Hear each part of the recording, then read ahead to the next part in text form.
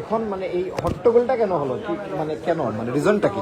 কিছু মানুষজন বলতেছে যে আমরা থাকতে পারবো না, ওনাদের হচ্ছে আমরা প্রজ্ঞাপন দেখাইলাম, সবকিছু দেখাইলাম, তারপরে ওনারা হচ্ছে আমাদেরকে আটকে রেখেছে। আচ্ছা, যেহেতু আপনার পর্যবেক্ষক হিসেবে আছেন, অবজারভার হিসেবে, আপনাদের কোনো দায়িত্বশীলরা এখন পর্যন্ত এখানে আসে নাই কেন? কারণ হচ্ছে আমাদের যে দায়িত্বশীলগুলো সবাই হচ্ছে ঢাকাতে, আর আমরা অবজারভার তো পুরো মনে করেন আমরা একটু বলি ভাইরে, মনে করেন আমরাও তো সাংবাদিক, আমাদেরও তো মানে দায়িত্বশীলরা আছে, আমরা তো কার্ড নিয়ে এসেছি, তাই না? তো আমাদের তো কোনো সমস্যা হলে আমাদের দায়িত্বশীলরা আছেন, আপনাদের দায়িত্বশীলরা নাই। আমরা কোনটাই করতে পারছি না, কারণ আমাদের যদি এত কিছু জিজ্ঞান তাহলে আমরা কিভাবে করবো? আমার পুরো হচ্ছে আটক করা হয়েছে অন টাইম। এখানে স্থানীয়রা যেটা বলছেন, ওনারা বলেছেন আপনারা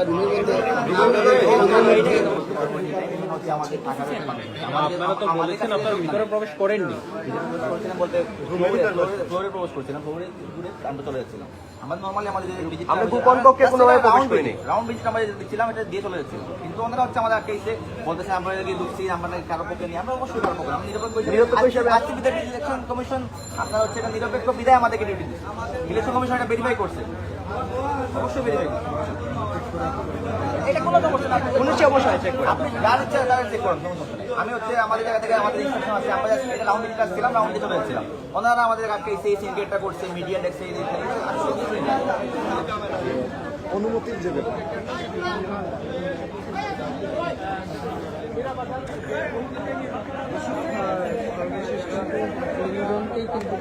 সেখানে সহকারী প্রিসাইডিং অফিসার, নিয়ম হচ্ছে যে প্রিসাইডিং অফিসার, সহকারী প্রিসাইডিং অফিসার যখন স্টেশনে আসবে, অর্থাৎ সেন্টারে আসবে, যখন আসবে, আসার আর আনটিল অ্যান্ড আনলেস ইলেকশন শেষ না হওয়া পর্যন্ত সেন্টার থেকে বাইর হবে না, সেটাই নিয়ম আমি শুনেছি।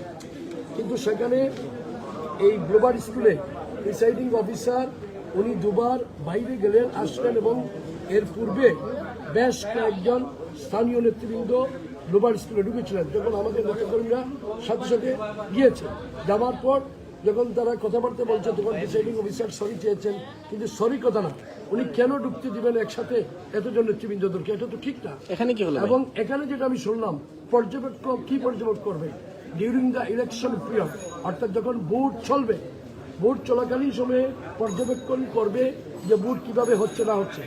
রাত্রে আসা, রাত্রে 9:30 10টা এখানে ভিতরে ঢুকে, এটা তো পর্যবেক্ষণ না।